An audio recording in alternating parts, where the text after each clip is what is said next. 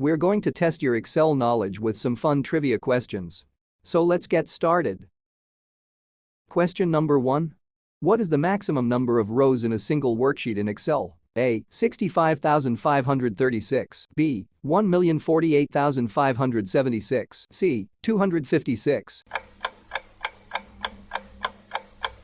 The correct answer is B. 1,048,576. Excel 2007 and later versions support over a million rows. Moving on to question 2. Which function would you use to find the highest value in a range of cells? A. Max. B. High. C. Top.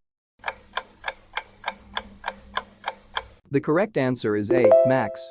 This function returns the largest value in a set of values. Time for question 3.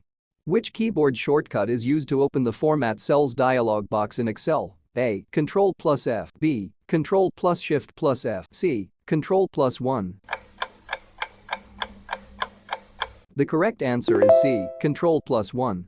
This shortcut is handy for quickly formatting cells in Excel. Question 4. In Excel, what does the function VLOOKUP do? A. Looks up values vertically in a table. B. Looks up values horizontally in a table. C. Performs a vertical search for a value in a table or range. The correct answer is C. Performs a vertical search for a value in a table or range.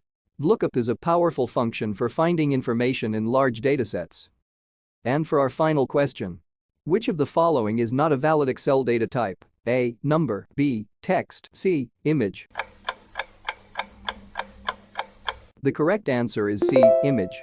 While Excel can handle numbers and text well, it doesn't support images as a data type. How did you do? Let us know in the comments below. Don't forget to like and subscribe for more Excel tips and tutorials. Thanks for watching, and we'll see you next time.